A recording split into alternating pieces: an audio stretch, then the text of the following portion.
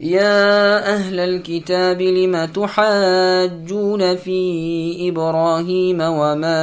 أنزلت التوراة والإنجيل إلا من بعده أفلا تعقلون ها أنتم هؤلاء حاججتم فيما لكم به علم فلم تحاجون فيما ليس لكم به علم والله يعلم وأنتم لا تعلمون ما كان إبراهيم يهوديا ولا نصرانيا ولكن كان حنيفا مسلما وما كان من المشركين إن أولى الناس بإبراهيم للذين اتبعوه وهذا النبي والذين آمنوا واللہ ولی المؤمنین۔ اے اہل کتاب، تم ابراہیم علیہ السلام کی بابت کیوں جھگڑتے ہو، حالانکہ تورات و انجیل تو ان کے بعد ہی نازل کی گئیں؟ کیا تم پھر بھی نہیں سمجھتے؟ سنو، تم لوگ اس میں جھگڑ چکے جس کا تم کو علم تھا، پھر اب اس بات میں کیوں جھگڑتے ہو جس کا تم کو علم ہی نہیں، اور اللہ تعالیٰ جانتے ہیں اور تم نہیں جانتے۔ ابراہیم علیہ السلام تو نہ یہودی تھے نہ نصرانی تھے، بلکہ وہ تو ایک طرفہ خالص مسلمان تھے، وہ مشرک بھی نہ تھے۔ سب لوگوں سے زیادہ ابراہیم علیہ السلام سے نزدیک تر وہ لوگ ہیں جنہوں نے ان کا کہا مانا، اور یہ نبی محمد صلی اللہ علیہ وسلم اور جو لوگ ایمان لائے، مؤمنوں کے ولی اور سہارا اللہ تعالیٰ ہی ہیں۔ سامعین، اب ان آیتوں کی تفسیر سماعت کیجیے۔ یہود و نصارہ کے بے علمی پر مبنی جھگڑے۔ یہودی ابراہیم علیہ السلام کو اپنے میں سے اور نصرانی ابراہیم علیہ السلام کو اپنے میں سے کہتے اور آپس میں اس پر بحث و مباحثے کرتے رہتے تھے۔ اللہ تعالیٰ ان آیتوں میں دونوں کے دعوے کی تردید کرتے ہیں۔ اللہ مخاطب ہو کر یہود و نصارہ سے کہہ رہے ہیں کہ تم خلیل اللہ ابراہیم علیہ السلام کو اپنے میں سے کیسے بتاتے ہو، حالانکہ ان کے زمانے میں نہ موسیٰ علیہ السلام تھے نہ تورات۔ موسیٰ علیہ السلام اور کتاب تورات تو خلیل اللہ ابراہیم علیہ السلام کے بعد آئی۔ اسی طرح اے نصرانیوں، تم ابراہیم علیہ السلام کو نصرانی کیسے کہہ سکتے ہو، حالانکہ نصرانیت تو ان کے صدیوں بعد ظہور میں آئی؟ کیا تم اتنی موٹی بات سمجھنے کی عقل بھی نہیں رکھتے؟ پھر ان دونوں فرقوں کے اس بے علمی کے جھگڑے پر انہیں رب عالم ملامت کرتے ہیں کہ اگر تم بحث و مباحثہ دینی امور میں جو تمہارے پاس ہیں کرتے تو بھی خیر ایک بات تھی، تم تو اس میں گفتگو کرتے ہو جس میں دونوں کو مطلق علم نہیں۔ تم کو چاہیے کہ جس چیز کا علم نہ ہو اسے جاننے والے خبردار اللہ کے حوالے کرتے، جو ہر چیز کی حقیقت کو جانتے ہیں اور چھپی کھلی تمام چیزوں کا علم رکھتے ہیں۔ اسی لیے فرمایا اللہ تعالیٰ جانتے ہیں اور تم محض بے خبر ہو۔ دراصل اللہ کے خلیل ابراہیم علیہ السلام نہ تو یہودی تھے نہ نصرانی تھے، وہ شرک سے بیزار مشرکوں سے الگ صحیح اور کامل ایمان والے تھے اور ہرگز مشرک نہ تھے۔ یہ آیت مثل اس آیت کے ہے جو سورہ بقرہ میں گزر چکی۔ اللہ نے فرمایا وَقَالُوا كُونُوا هُودًا أَوْ نَصَارَىٰ تَهْتَدُوا، یعنی یہودی و نصرانی کہتے ہیں کہ یہودی نصرانی بننے میں ہدایت ہے۔ پھر فرمایا کہ سب سے زیادہ ابراہیم علیہ السلام کی متابعت کے حقدار ان کے دین پر ان کے زمانے میں چلنے والے تھے، اور اب یہ نبی محمد مصطفیٰ صلی اللہ علیہ وسلم ہے اور آپ کے ساتھ کے ایمانداروں کی جماعت جو مہاجرین و انصار رضی اللہ عنہم ہیں، اور پھر جو بھی ان کی پیروی کرتے ہیں قیامت تک۔ پھر فرمایا جو بھی اللہ کے رسول محمد صلی اللہ علیہ وسلم پر ایمان رکھے ان کے ولی اللہ ہیں، یعنی دوست، پشت پناہ، حامی و مددگار۔ وَدَّت طَّائِفَةٌ مِّنْ أَهْلِ الْكِتَابِ لَوْ يُضِلُّونَكُمْ وَمَا يُضِلُّونَ إِلَّا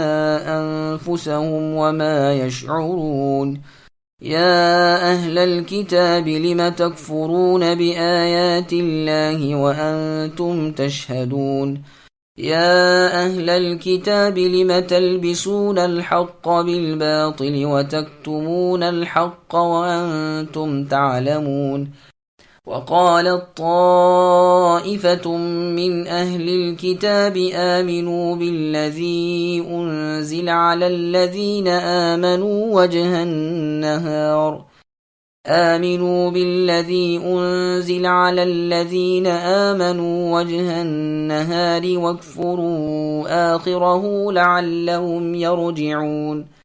ولا تؤمنوا إلا لمن تبع دينكم قل إن الهدى هدى الله أن يؤتى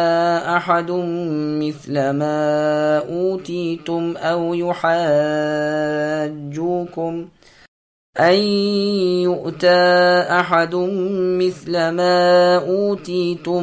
يحاجوكم عند ربكم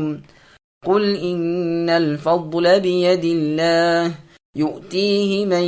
يشاء والله واسع عليم يختص برحمته من يشاء والله ذو الفضل العظيم۔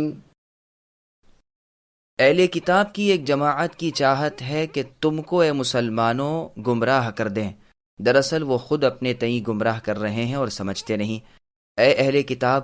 تم باوجود قائل ہونے کے پھر بھی دانستہ یعنی جان بوجھ کر کیوں کفر کر رہے ہو؟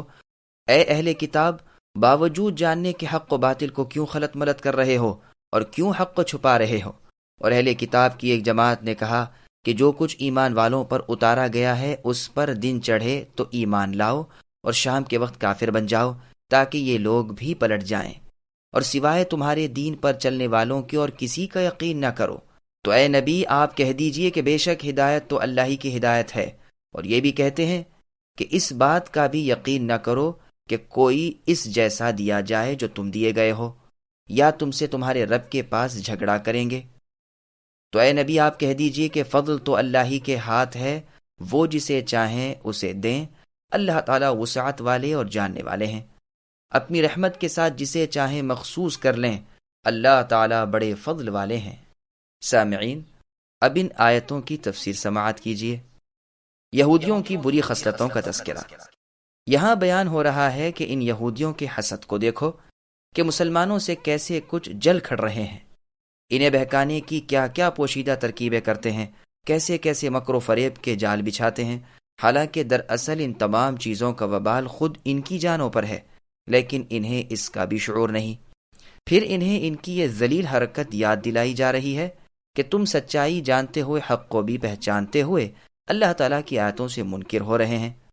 باوجود علم کے یہ بد خصلت بھی ان میں ہے کہ حق و باطل کو ملا دیتے ہیں، اور ان کی کتابوں میں جو صفتیں رسول اللہ صلی اللہ علیہ وسلم کی ہیں انہیں چھپا لیتے ہیں۔